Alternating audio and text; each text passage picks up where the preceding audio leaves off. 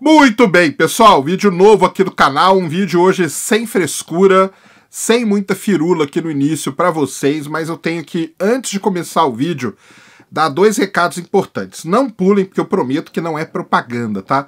São recados técnicos aí ligados aos últimos vídeos. Então, assistam esses recadinhos, pode ficar um pouquinho longo, esse vídeo pode ficar até um pouco longo por conta disso, mas são recados muito importantes que eu tenho que passar para vocês. Então vamos lá, o primeiro recado é o seguinte: no vídeo do asteroide 2003 SD220 tem uma coisa errada ali na hora que eu falo para vocês que ele, devido às imagens de satélite, ele foi reclassificado e não é mais um PHA. Isso aí é uma informação que ela está errada, tá? O Cristóvão Jacques, o grande cara aí do SONIR, um grande descobridor de NIOS e tudo mais, ele me alertou a isso. E eu fui até acabei indo lá no site do JPL, onde que eu tinha tirado a informação, e a informação realmente não estava mais lá, porque muito provavelmente eles foram corrigidos lá fora também. Então, para colocar aqui a informação correta para vocês, o 2003 SD220 ele continua como um PHA, Potential Hazardous Asteroid, ou seja, um asteroide potencialmente perigoso, mas não existe chance dele colidir com a Terra, tá? Isso que é importante que vocês têm que saber. Então, primeira coisa que está corrigida, eu vou até deixar aí, vou ver se eu acho a imagem onde eu falo, lá no site do JPL, que ele ainda é um PHA.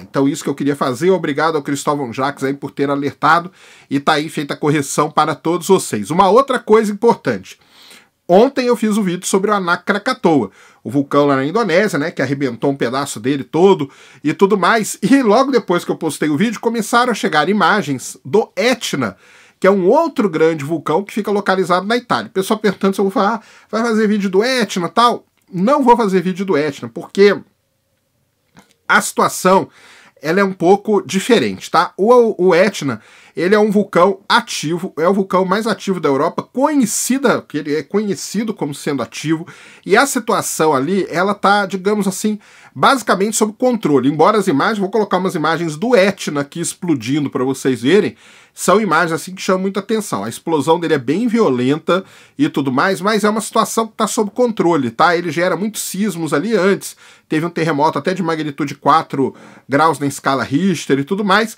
É uma situação diferente do que está lá na Indonésia. Lá na Indonésia tem uma questão, além da questão da natureza, né, digamos assim, tem a questão humanitária também, que lá tem muita gente morrendo, muita gente sofrendo por conta disso, não só morrendo em decorrência direta, né, do tsunami que foi gerado, mas também depois, né, porque você não tem atendimento, a água fica suja e tudo mais, ou seja, isso aí vai causando cada vez mais problema. Então lá na Indonésia tem uma questão humanitária que a gente tem que prestar atenção, por isso que eu fiz o vídeo. Ali na Itália, a situação natural, ela é também terrível, né, assim, o vulcão tá lá explodindo, jogando suas cinzas e tudo mais, mas ali é uma situação mais sob controle. Uma coisa importante que eu quero falar para vocês: no dia 21 de janeiro de 2019, nós vamos ter um eclipse total da Lua.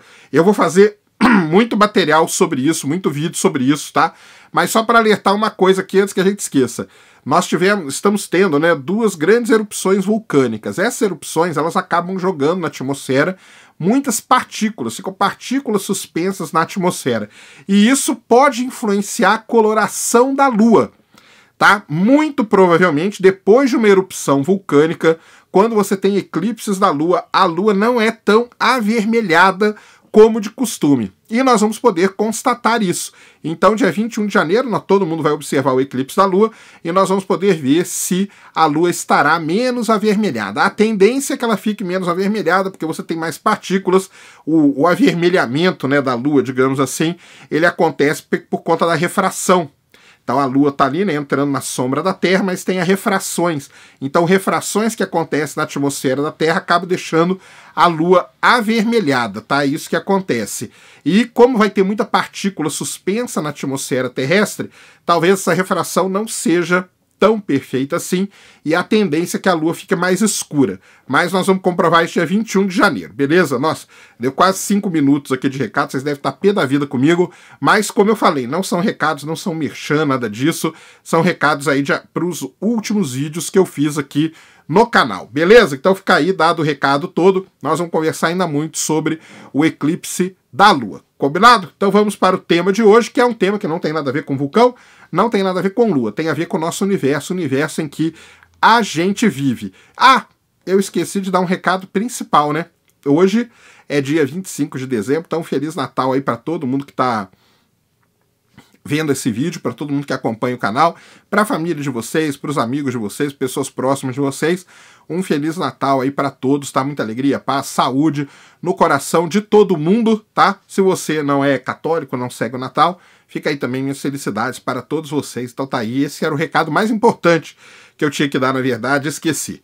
Combinado? Então, Feliz Natal aqui do Space Today TV para todos vocês. E vamos para o vídeo, então. O vídeo de hoje é sobre uma pesquisa muito interessante que os astrônomos fizeram para tentar entender o início do universo, o nosso querido Big Bang. Big Bang, né, que a gente fala. Exatamente isso. Eu já falei aqui várias vezes, né, que a gente tentar entender como o universo surgiu é algo muito complicado, porque a gente tem que observar o que a gente chama de universo primordial, tem que observar muito longe no universo. E essas observações de objetos muito distantes, elas são muito complicadas. Os objetos são difíceis de serem observados, eles são fracos na maior parte das vezes, né, não emitem tanta luz, são difíceis de serem achados. Tudo isso coloca no limite as técnicas não só de observação, mas também as técnicas de processamento e de interpretação dos dados que são adquiridos nessas campanhas, tá? Então isso aí é muito mais assim que os astrônomos, é isso que os astrônomos têm que fazer para entender como que o universo se formou, como que ele começou o seu processo de evolução. Porém, existem maneiras, existem ferramentas naturais até dos astrônomos conseguirem ver ainda mais distante e tentar ver ali resquícios, relíquias do que foi o início do universo. Um desses objetos que é usado muito são os quasars, que a gente chama, né? Eu já falei aqui muito de quasar para vocês. Um quasar, ele nada mais é do que um núcleo ativo de uma galáxia, ou seja, é uma galáxia que tem no seu centro um buraco negro muito grande, tá? Um buraco negro supermassivo e que está num processo intenso de alimentação. Quando muita matéria começa a cair no buraco negro, parte dessa matéria que não cai, ela fica acelerada, ela superaquece e começa a emitir jatos aí em vários comprimentos de onda. E, devido a isso, o quasar, no caso, ele brilha muito intensamente. Então, tem uma coisa muito interessante no quasar, que ele é um dos objetos, né, dito aí como sendo um dos objetos mais brilhantes do universo e também um dos mais distantes. E os quasars, eles têm uma propriedade interessante, dependendo de onde eles estão localizados e do alinhamento que ele tem com nós aqui, com nós que somos observadores, eles podem iluminar estruturas no universo primordial. E é atrás disso que os astrônomos eles tentam ir atrás. Lá em 2011, 2010, 2011, foram descobertas duas nuvens de gás primordial, que a gente chama gás hidrogênio primordial. Só que essas nuvens elas foram meio que descobertas ao acaso.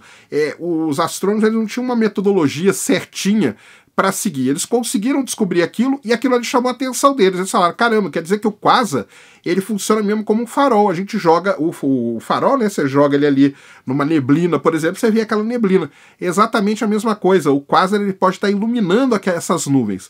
A questão é encontrar quasars que possam ter nuvens à sua frente, que eles possam ser iluminados. E a partir daí, então, os astrônomos começaram a fazer um trabalho sistemático, metodológico, para tentar descobrir esses objetos. Eles descobriram alguns e começaram, então, a observar, e esse vídeo aqui é especificamente sobre um deles, um desses quasars que acabou iluminando uma nuvem de gás hidrogênio primordial. Lembrando que lá no início do universo, basicamente, a gente só tinha hidrogênio.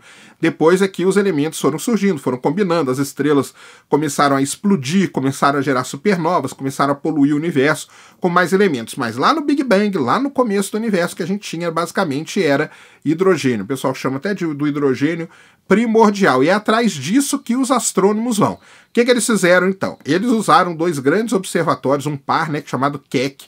Os observatórios ficam lá no Havaí e usaram um espectrógrafo de altíssima precisão que fica instalado no Keck. E apontaram para alguns quásares que eles têm já meio a expectativa de que possam estar alinhados com algumas nuvens, essas nuvens de hidrogênio. E ao apontar para um desses quásares, o que os astrônomos detectaram, na verdade, quando o espectrógrafo, né, registrou ali a luz, é que a luz não era dele, mas a luz era a luz do quasar que passava através de uma nuvem de hidrogênio dessas.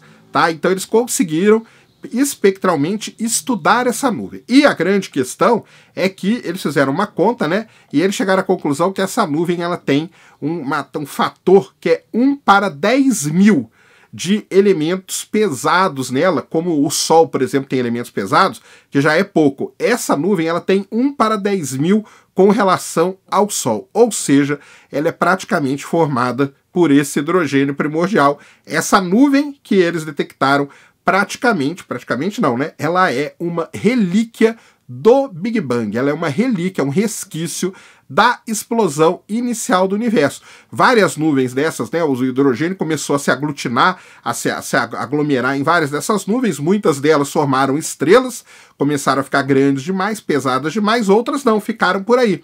E os astrônomos estão indo atrás dessas nuvens que restaram. E uma delas eles acharam agora. Então, só existiam duas que foram achadas de maneira assim, meio que coincidentalmente. E agora, uma achada metodologicamente, sistematicamente.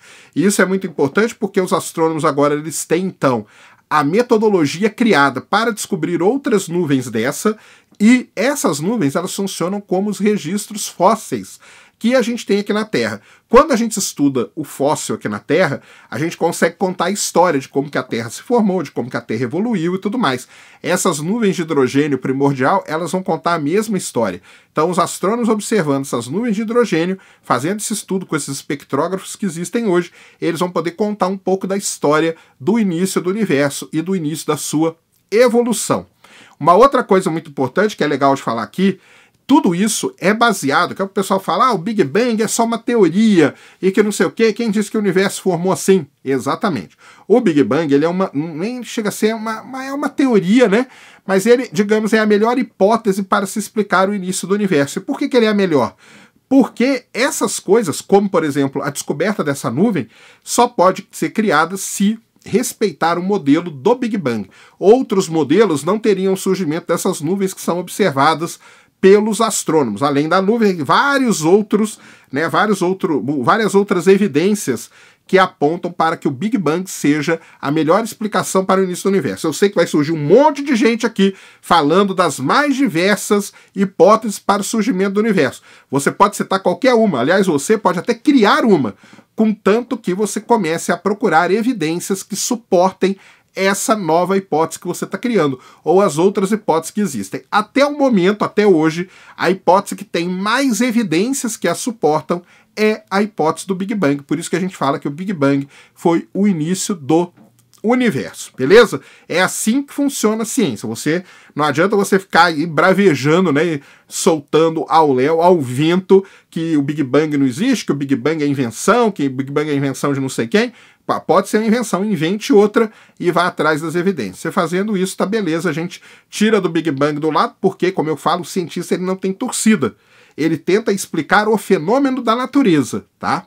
Ele não torce para nenhum jeito. Ele tenta explicar. A melhor explicação que a gente tem hoje para tudo que a gente consegue observar é o Big Bang. Pode surgir várias outras aí com evidências mais fortes. Tudo bem, nós vamos atrás dessas outras, tá? Não tem problema com isso. Então tá aí um estudo muito legal, um estudo dos resquícios do Big Bang, um estudo das relíquias do nosso querido Big Bang, do início da formação do universo. Esse trabalho aqui é muito importante. Os astrônomos falaram que agora eles vão atrás de outras nuvens dessas, porque eles falam desde 2011 que isso é apenas a ponta do iceberg. Eles querem ir atrás de outras dessas nuvens para tentar aí também, né, tentar explicar melhor e tentar entender como que o universo realmente se formou e evoluiu no seu começo. Combinado? Então vamos acompanhando isso aqui também. Acompanhe aí nas minhas redes sociais tudo sobre os vulcões, Etna, Krakatoa. Um Feliz Natal para todos e a correção lá do 2003 SD220 feita aqui nesse vídeo também. De novo, um Feliz Natal para todos vocês. Se você gostou do vídeo, já sabe, tapa no dedão, voadora, com tudo no peito do like. Isso ajuda pra caramba o vídeo e o canal a ganhar relevância. Nunca se esqueça do pacotão youtubístico, compartilha, favorita, se inscreve no canal se você ainda não é inscrito. Deixa aí nos comentários o que você quiser saber. Obrigado e fui!